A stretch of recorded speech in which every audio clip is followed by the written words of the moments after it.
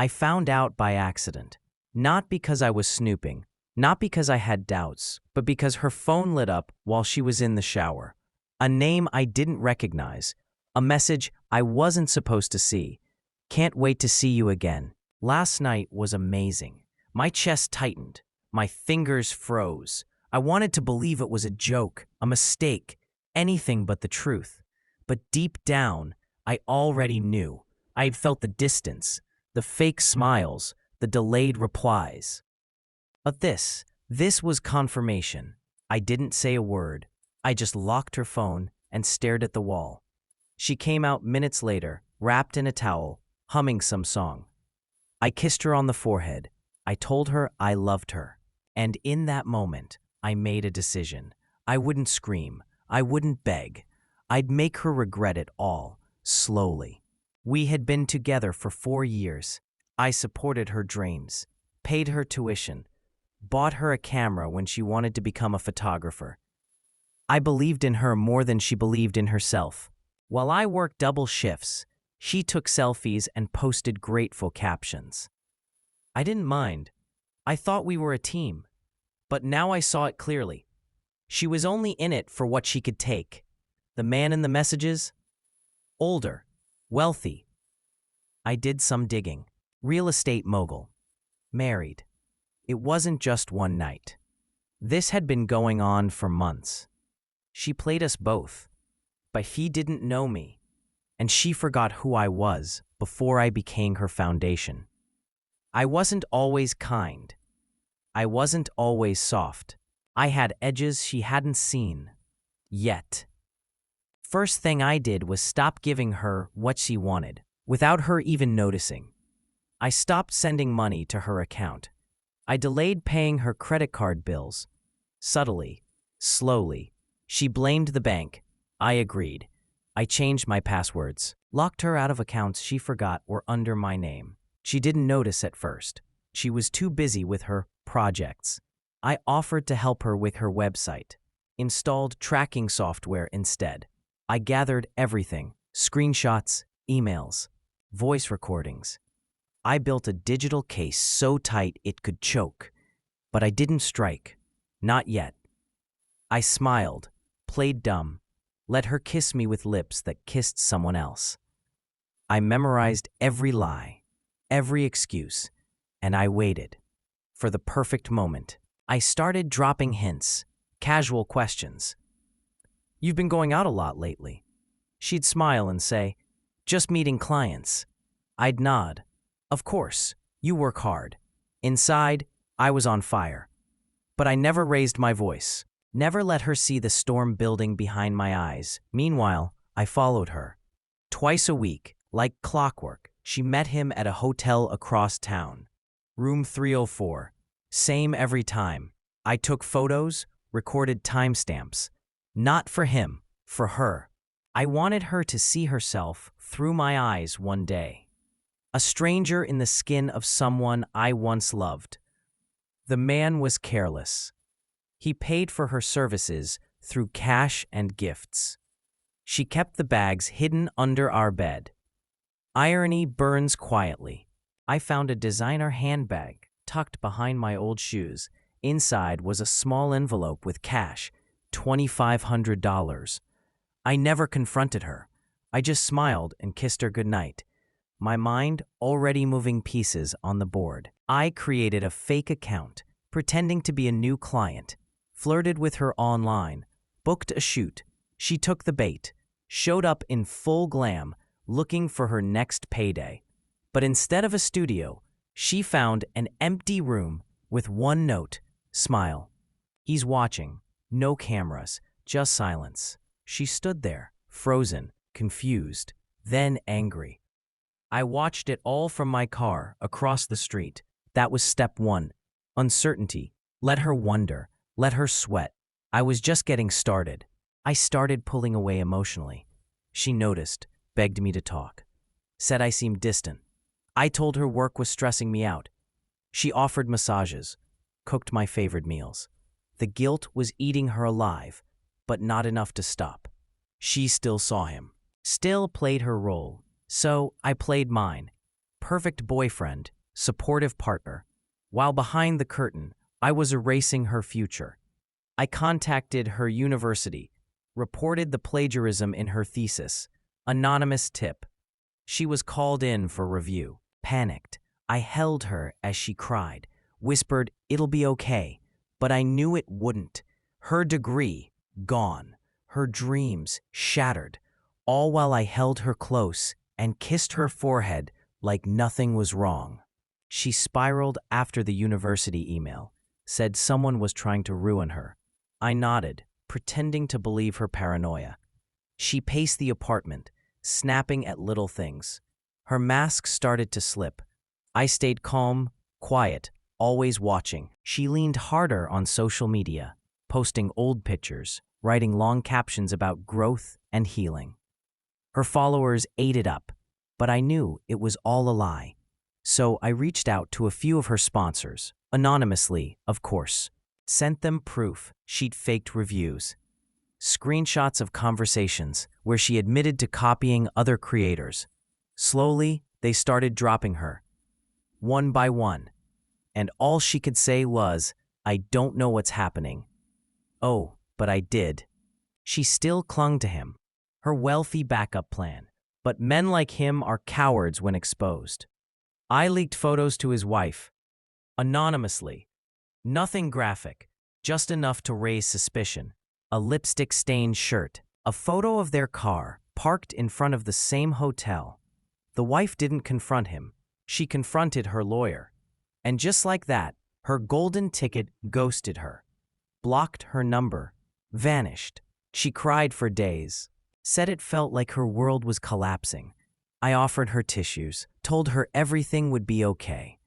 She looked at me with tear-streaked eyes, completely unaware that I was the one pulling the strings. The pain she gave me, I handed it back, piece by piece. Her online life crumbled. Next.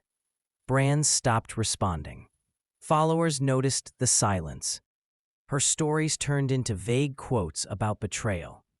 She even posted, "Some people will smile in your face while stabbing your back." I smiled reading it. Oh, the irony. She still had no idea. Thought the universe was punishing her. She started talking about karma. Said maybe she was paying for something. I looked her in the eyes and said, "Maybe we all get what we deserve." She nodded like it made sense. She was unraveling, paranoid, checking locks, asking if I'd noticed anyone following her. I said no, but I watched as she jumped at shadows, finally feeling the weight of the choices she thought were secrets.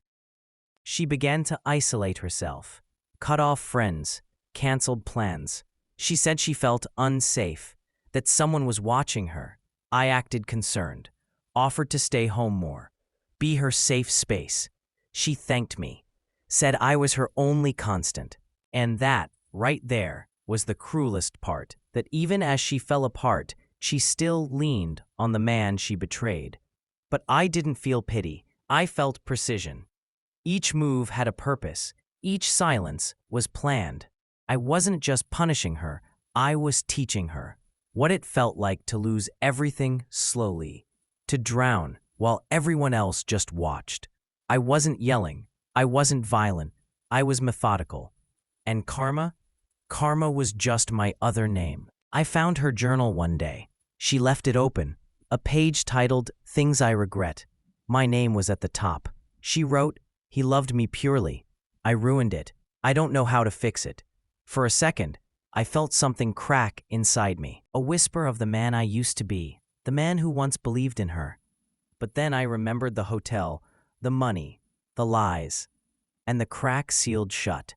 She had regret, not remorse. Regret because she was losing, not because she hurt me. That's the difference. So I kept going, slower now, letting her feel every inch of the collapse. No fast endings, just a quiet, cold descent into everything she built falling apart. She tried to rebuild, started an online fundraiser claiming she was a victim of abuse, said I ruined her life, posted blurry pictures and half-truths. I let her scream into a void. Because behind every post I had receipts, proof of every lie, every theft, every betrayal. When people started to believe her, I released the truth, slowly, strategically. I didn't need to defend myself. The facts did it for me. The fundraiser? Taken down. Her followers? Turned on her. The last thread she clung to snapped. She messaged me again after that, said she was sorry, that she missed me, that she didn't know what she was doing. I didn't reply. She didn't deserve closure. She deserved silence. The apartment felt colder with her in it, not because of the weather, but because the mask was off. We existed in the same space like strangers. She tried to rekindle what was lost, random kisses, sweet notes, even asked to go on a trip. I said I'd think about it. She was trying to rewind time. But I wasn't the same man anymore. I saw through her now. Every smile was calculation. Every word a script. So I let her act. Let her pretend. While behind the scenes, I contacted the landlord, transferred the lease, prepared to disappear. One day, she'd come home and I wouldn't be there. No note, no goodbye, just an echo of everything she destroyed. The day I left, I made sure she was out. I packed what I needed, just the essentials, left behind everything she ever gave me. I didn't want souvenirs from a lie. I closed the door gently, like I was closing a chapter. No anger, no drama, just silence. I blocked her number, deleted our photos, changed every password. She wouldn't find me again. She came home that night to an empty apartment and panicked. Called friends, cried online, said I abandoned her. People pitied her for a while, but the truth always rises. And when it did, no one stayed. She wasn't the victim she pretended to be. She was just a woman who burned the one man who would have given her the world. She started drinking. I know because one of her old friends messaged me. Said she was spiraling. Said maybe I should check on her. I didn't reply. I had nothing left to give her. I had already given her too much. Some nights, I'd catch myself wondering how she was, but then I'd remember the look on her face when she lied to me with ease. I remembered how she used my love like a credit card, always taking, never repaying. I wasn't heartless. I was healed. And healing meant not returning to the fire just because the ashes looked calm. She made her choices. I simply let the consequences find her. Months passed. She reached out through fake accounts, posing as strangers, asking if I missed her, if I ever thought about the past. I ignored them all. I didn't need answers. I had peace. She, on the other hand, had only questions. Her face started aging faster. You could see it in the shadows under her eyes, in the absence of that fake confidence. She tried starting over on new platforms, but her reputation followed her like a scar. Truth sticks, even when people try to scrub it clean. She thought she could outrun consequences, but karma isn't loud. It doesn't knock. It waits. And when it arrives, it comes dressed like everything you once ignored. I never told anyone what I did. I didn't need applause. Revenge isn't about crowds. It's personal. It's quiet. It's for the moments you cry alone, wondering what you did to deserve the betrayal. It's for the nights you couldn't sleep because your heart was too heavy. And most of all, it's for the peace that comes after, when you finally breathe without pain. She ruined her own life. I just stopped protecting her from the fallout. The irony? She probably still tells herself I was the villain. And maybe that's easier than facing the mirror. But deep down, she knows. She knows I was the only real thing she had, and she threw it away for temporary sparkle. People always ask, would you do it again? I don't answer. Because the truth is, I don't need to. She taught herself a lesson. I just held up the mirror. Some call it cruel. But they weren't there the nights I waited for her to come home wondering who she was laughing with. They didn't feel the way it shatters you to sleep beside someone who's already gone. They didn't carry the silence that follows betrayal. I did, and I turned it into something sharp, something she couldn't escape. I didn't destroy her. I revealed her. That's the difference. And now, I live free, while she lives haunted. Sometimes I see her name online, tied to drama, desperation, or just another failed comeback. People forget quickly, but the internet never does. Her lies live forever, in screenshots and DMs. Her truth is only hers now. No one else listens. She once had it all: love, support, a future. And she traded it for quick cash and compliments from strangers. There's no revenge sweeter than watching someone sabotage their own life with the tools you gave them for building. I gave her love. She used it to dig her own grave, and now she sits in it, alone, angry, confused, while I've already walked away and built something better from the rubble. This isn't a story about revenge. It's a story about remembering your worth, about not letting betrayal turn you into a victim forever. I could have stayed broken, could have begged for answers, but I chose silence. I chose strategy. I chose peace. She'll tell her side, paint me as heartless. Maybe she already has, but I don't care, because real ones know. They see through fake tears and filtered apologies. They know love isn't meant to be manipulated. And when someone turns it into currency, they lose something they can never buy back: trust. I don't hate her. I don't even think about her much. She was a lesson, and I moved on wiser, colder, freer.